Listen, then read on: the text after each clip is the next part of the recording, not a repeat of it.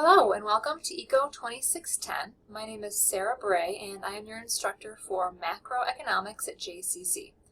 Let's start by taking a quick introduction of Blackboard and the syllabus and getting to understand and be familiar with some of the expectations for this course. When you first log into Blackboard, you're going to see something like this within the course. The best place to start is usually the Content tab. Here's where you're going to see most of the relevant material and information, and this is really the place to go for navigating through the course within Blackboard. But why don't we start by reviewing the syllabus? So first you'll see some general information here, my contact information, and one thing to note is that I am typically on the Olean campus, but every other Monday I will be on the Jamestown campus. If you do feel the need to meet in person and you're close to either one of those campuses, I would love the chance to meet with you in person. Here's our required textbook. It's called Macroeconomics, 20th edition, McGonnell, Bruin Flynn, and you can order that through any store that you'd like, but if you choose to get it through the JCC bookstore, you need to follow this link and order it online. You'll see that our course is made up of a combination of quizzes, chapter problems, and essays. Those are the three main grading criteria that we'll have for assigning a score for you, and here's where you'll find just what you need to earn in order to get a various letter grade. So chapter quizzes, you'll have one for every chapter. Chapter problems, you'll have one homework assignment or a chapter problem for each chapter, and then 2 essays throughout the semester. Let's talk really briefly about the essays. These are one of my favorite things to actually grade as the instructor, because the essays help us take these economic principles that are living in our textbook and really apply them to the world around us.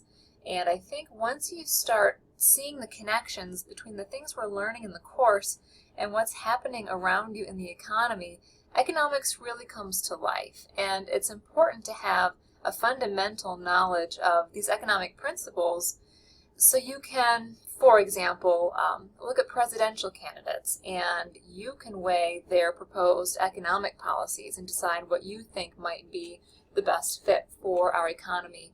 You then become a much more knowledgeable voter, you become a more knowledgeable business person, and even a more knowledgeable consumer. So you'll find throughout the semester 2 current articles that discuss some sort of macroeconomic policy or principle. You'll summarize it and you'll tell me a little bit about that article and how it relates to the class. We're going to do those in discussion format, so rather than just me reading them, the whole class is going to read each other's essays, because I think you'll learn a lot from each other and the content that you choose to look at. So you'll submit your essay, and then you'll also comment through discussion on your classmates' essays. I'm really looking forward to reading those and observing your commentary. We'll also have quizzes. Let me just make a note here. Quizzes cannot be accepted late. I'll give you ample notice, and I'll show you our course schedule so you'll know when all the quizzes are due. They are not accepted late. Okay. Our chapter problems are able to be submitted late, although I don't want you to get into the habit of that. But just note that you'll lose points for every day that they are submitted late. Here's our course schedule. You'll see it here in the syllabus, and you will also see it in Blackboard. I don't expect any changes, but let's just maintain a little bit of flexibility in case something does come up that's unforeseen and we need to make any modifications. But you'll see here everything that's due every week. These things are typically due on a Thursday at midnight, so that I can quickly get on to grading them on Friday and over the weekend to have grades back to you as quickly as I possibly can. So you'll note that some weeks there's just one thing due, some weeks there are multiple things due. So it's important that you don't procrastinate, work ahead of time, work ahead of schedule, and what's really critical to your success is that you communicate with me while you're doing your weekly assignments. I am more than happy to work with you, more than happy to help you throughout the week so that you get the best grades possible on the work that you submit. Just a few general policies for the course. One is the communication policy.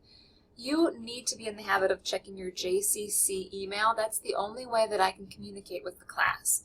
So please check your JCC email. And also remember that we need to be writing emails and communications to each other in a very professional tone. So use a greeting, use proper spelling and punctuation, sign your name, use these general professional courtesies in your communication. You can take a peek at any of the rest of these policies on your own time and let me know if you have any questions. Let's go back to Blackboard real quick and I'll show you a few other things. We have some general information for this course, so you'll see some things about me. You'll see my contact information. You'll see the textbook information. And here's another copy of the course schedule as well as your next steps. So what I'd like you to do is send me an email just introducing yourself to me. That tells me you know how to contact me and it tells me you've been into Blackboard and you're learning about the course and following directions. There's also a folder here that has general information for JCC or online learning. Some of you may be brand new to JCC or brand new to online learning. So this folder contains a variety of resources for you that help you if you need tech support, how to access your JCC email, for example. So a variety of resources here for you that are not specific to the course but may be helpful to you as you get acclimated to online learning. What you'll see next are 4 parts that we've divided the course into, and within each module folder you're going to see some general instruction, plus you'll see where to go for chapter quizzes, for example, Chapter 1 quiz. You'll see where to go for your chapter problems, and you're also going to see some various additional resources including PowerPoints, that are provided by the textbook publisher, or also maybe some handouts that I might use